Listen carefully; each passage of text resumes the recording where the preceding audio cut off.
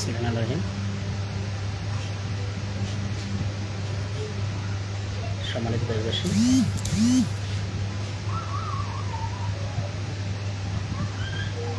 আমি আজ লাইভে আসলাম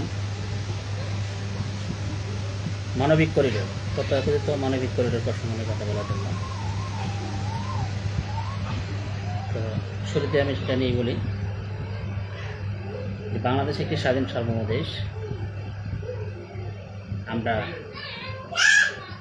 আমাদের নিজ দেশের স্বাধীনতার সার্বভৌমত্বের উপর শ্রদ্ধাশীল। আমরা আমাদের নিজ দেশের স্বাধীনতার সার্বভৌমত্বের প্রতি শ্রদ্ধাশীল।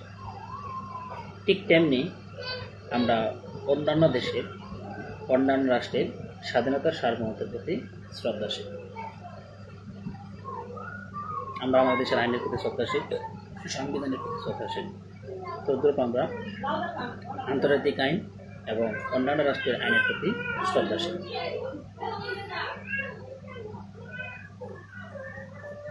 জাতিসংঘ একটি সংস্থা।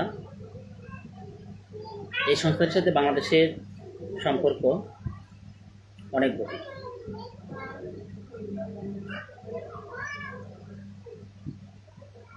আমরা বর্তমান বিশ্ব ব্যবস্থাটাকে জাতিসংঘোত্তর বিশ্ব ব্যবস্থা হিসেবে বিবেচনা করি। আমরা আরও কয়েকটি বিষয় হিসেবে বিবেচনা করি, তবে আমরা জাতিসংঘোত্তর বিশ্ব ব্যবস্থা হিসেবেও বর্তমান বিশ্ব ব্যবস্থাটাকে বিবেচনা করি, জাতিসংঘ পরবর্তী বিশ্ব ব্যবস্থা আমরা সেটাকে সেভাবে বিবেচনা করি বর্তমান বিশ্ব ব্যবস্থা। তাহলে মোটামুটি আন্দাজ করা যেতে পারে জাতিসংঘের সাথে বাংলাদেশের সম্পর্কটা কীরকম। তো জাতিসংঘ সে তার যে কোনো সদস্য রাষ্ট্রের প্রতি যে কোনো ধরনের সহায়তা দিতে পারে, এতে আমাদের কোনো ধরনের প্রতিক্রিয়া নেই।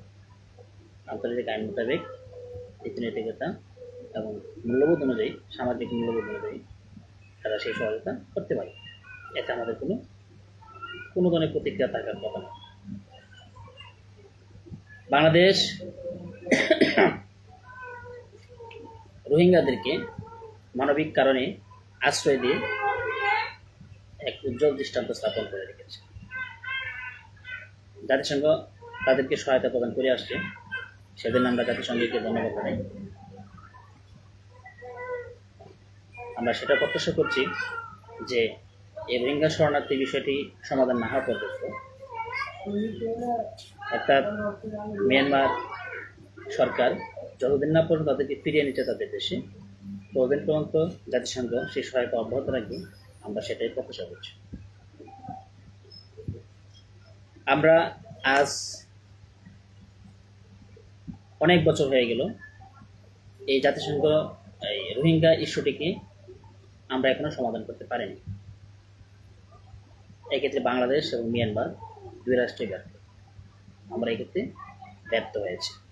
আমাদের যে বিগত সরকার, আওয়ামী লীগ সরকার ছিল, অসাংবিধানিক অবৈধভাবে যারা ক্ষমতায় গিয়েছিল এবং এর পূর্ববর্তী যে ক্ষমতার মেয়াদ, সেখানে প্রশ্নবিদ্ধ বৈধ ছিল, তারা সেই বিষয়টাকে সমাধান করতে পারেনি। তো যেহেতু তারা বিষয়টাকে সমাধান করতে পারেনি, তারা ক্ষমতায় ছিল, আর এখন নামমাত্র আছে। এখন এটা কনস্টিটিউশন, যা কেবল কাগজে কলমে সীমাবদ্ধ। আপনারা জানেন তারা পলাতক আছে এবং কেউ কেউ আবার আটক আছে জেলখানায়, বিচারাধীন রয়েছে। তো হচ্ছে তারা যেটা সমাধান যেতে করতে পারে নাই, তার মানে বাংলাদেশের ক্ষেত্রে ব্যর্থ হয়েছে। আমরা সেটা দেখতেন ভাষায় স্বীকার করছি। তো মিয়ানমারও ব্যর্থ। মিয়ানমার তাদের নাগরিকদেরকে এদেশ থেকে ফিরে নিতে পারেন। তো আমরা মানবিক কারণ দেখিয়ে পূর্বে আমরা তাদেরকে আশ্রয় দিয়েছিলাম। আমরা নতুন করে আর কোনো রোহিঙ্গাকে এদেশে আসতে দিতে রাজি না। মানবিক কারণ দেখে আমরা আশ্রয় দিয়েছিলাম, কিন্তু আমরা সেটাই সমাধান করতে পারিনি। যেহেতু আমরা পূর্বের মানবিক কারণ থেকে যাদের আশ্রয় দিয়েছিলাম, সেই বিষয়টা আমরা এখনো সমাধান করতে পারিনি। নতুন করে কোনো রোহিঙ্গাকে আশ্রয় বাংলাদেশ দেবে না। এই ব্যাপারে বাংলাদেশ স্বাধীনতা ও সার্বভৌমত্ব রক্ষা ফ্রন্ট তারা বর্তমান স্পষ্ট করছে। এই হচ্ছে একটা বিষয়। আমি দেখেছি, শুনেছি যে কয়েকদিন আগে কিছু রোহিঙ্গা নাকি বাংলাদেশে অনুপ্রবেশ করেছে নতুন করে। এই রোহিঙ্গা অনুপ্রবেশ কেন ঘটলো, কীভাবে ঘটলো, সংশ্লিষ্টদের বিরুদ্ধে এরপরে অ্যাকশন নেওয়া হয়, আপনাদের বিরুদ্ধে যথাযথ পদক্ষেপ গ্রহণ করা হয়। এরপরে সীমান্তরক্ষা বাহিনী, বর্ডার গার্ড বাংলাদেশ এবং বাংলাদেশ কোস্টগার্ড সহ সংশ্লিষ্ট প্রতিষ্ঠানের বিরুদ্ধে যথাযথ পদক্ষেপ গ্রহণ করে বাংলাদেশ স্বাধীনতা ও সার্বভৌমত্ব রক্ষা করে। তবে আমি আজকে ঘোষণা দেওয়ার পরেও নতুন করে কোনো রোহিঙ্গা অনুপ্রবেশ করে, তাহলে সেটা পদক্ষেপ কি পদক্ষেপটা আরও কঠোর হবে। তাই আমি আহ্বান করছি আপনারা নতুন করে আর কোনো রোহিঙ্গাকে বাংলাদেশে অনুপ্রবেশ করতে দেবেন না, যাতে করতে না পারে। আর যে করিডোর প্রসঙ্গটি, সেটা হচ্ছে আমি একটু আগে বলেছি, আমরা আমাদের নিজ দেশের আইন, সংবিধান, স্বাধীনতার সার্বভৌমত্বের প্রতি যেমন শ্রদ্ধাশীল, তদ্রুপ আমরা অন্য রাষ্ট্রের আইন এবং স্বাধীনতার সার্বভৌমত্বের প্রতি শ্রদ্ধাশীল। আমরা চাই না এমন কিছু ঘটুক যাতে বাংলাদেশের উপর সেটার কি কোনো সমস্যা হয়। আমরা মানবিক করিডোর নামে কোনো করিডোর স্থাপন করছি বা করে আমরা এই দেশের প্রতি স্বাধীনতার সার্বভৌমত্বের উপর আমরা হুমকি সৃষ্টি করতে পারি না, বা হুমকি সৃষ্টিতে আমরা সহযোগিতা করতে পারি না। তাই আমরা স্পষ্ট ভাষায় বলতে চাই, জাতিসংঘের উদ্দেশ্য করে বলছি যে জাতিসংঘ অফারটা করেছে তারা, আমরা অনিবার্য কারণবশত, কারণটা যদি বলেই ফেলা যাবে, যেহেতু রোহিঙ্গা সমস্যা সমাধান হয়নি, আর যেহেতু করিডোরের বিষয়টি এটি স্বাধীনতা সার্বভৌমত্বের হুমকির উপর হুমকি সংশ্লিষ্ট বিষয় বা স্বাধীনতা সার্বভৌমত্বের সাথে সাংঘর্ষিক একটা বিষয়, নিরাপত্তা সাথে সাংঘর্ষিক বা সংশ্লিষ্ট একটা বিষয়, সো আমরা মিয়ানমারকে এই ধরনের কোনো করিডোর দিতে পারব। আপনারা যদি কোনো সহায়তা দিতে চান তাদের দেশে, এটা আপনার একান্ত নিরাপদ, তবে বাংলাদেশে এবার আপনাদের উপরে কোনো করিডোর দেবে। আর আমি প্রত্যাশা করছি জাতিসংঘের সহ সংশ্লিষ্ট যারা রয়েছেন তারা এই যে আমাদের যে আমরা মানবিক কারণ থেকে রোহিঙ্গাদেরকে আশ্রয় দিয়েছিলাম, তাদেরকে যতদূর সম্ভব তাদের দেশেতে ফিরে নেওয়া যায়, এরপরে আমরা সংশ্লিষ্ট সকলের একান্ত সহযোগিতা কামনা করছি। তাই বাংলাদেশ স্বাধীনতা সার্বভৌমত্ব রক্ষাপণ এ ব্যাপারে তারা স্পষ্ট করছে, আমরা মানবিক কারণে হোক আর অন্য যে কারণে হোক, আমরা কোনোভাবেই অন্য রাষ্ট্রকে বাংলাদেশের মধ্যে দিয়ে কোনো করিডোর দিতে রাখি, আমরা এর বিপক্ষে। আমি অবৈধ অসাংবিধানিক ইউনিট সরকারের প্রতিক্রিয়া সে ব্যাপারে শুনেছি, তারা নাকি নৈতিক অনুমোদন দিয়েছে।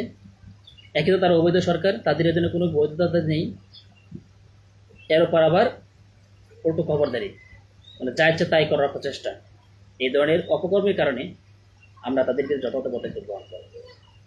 আমরা তাদের এই সকল অদূরদর্শী এবং বেআইনি অসাংবিধানিক কার্যক্রমের বিরুদ্ধে তীব্র নিন্দা এবং প্রতিবাদ জানাই। এই দেশের জনগণ, এদেশের জনসাধারণের আপামর জনসাধারণের প্রত্যাশিত রাজনৈতিক দল, সবচেয়ে কাঙ্ক্ষিত রাজনৈতিক দল, এদেশের পক্ষশক্তি, এদেশের জনগণের পক্ষশক্তি, স্বাধীনতার পক্ষশক্তি, সার্বভৌমত্বের পক্ষশক্তি, সত্য ন্যায়ের পক্ষশক্তি, বাংলাদেশ স্বাধীনতা ও সার্বভৌমত্ব রক্ষাপণ তাদের বিরুদ্ধে যথাযথ পদক্ষেপ গ্রহণ করবে। আমি আমার বক্তব্য যেতে পারবো না, আমি এই কয়েকটি কথা বলার জন্যই আজ লাইভে এসেছি। যে পরিস্থিতি দেখছি যে খুবই একটা অন্যদিকে চলে যাচ্ছে, তাই আমি আমার অবস্থানটা স্পষ্ট করি না, আমার দলের অবস্থানটা স্পষ্ট করি না। আমরা মায়ানমারকে কোনো ধরনের করিডোর দিতে দিব না। সবাই ভালো থাকবেন, সুস্থ থাকবেন। জয় বাংলাদেশ।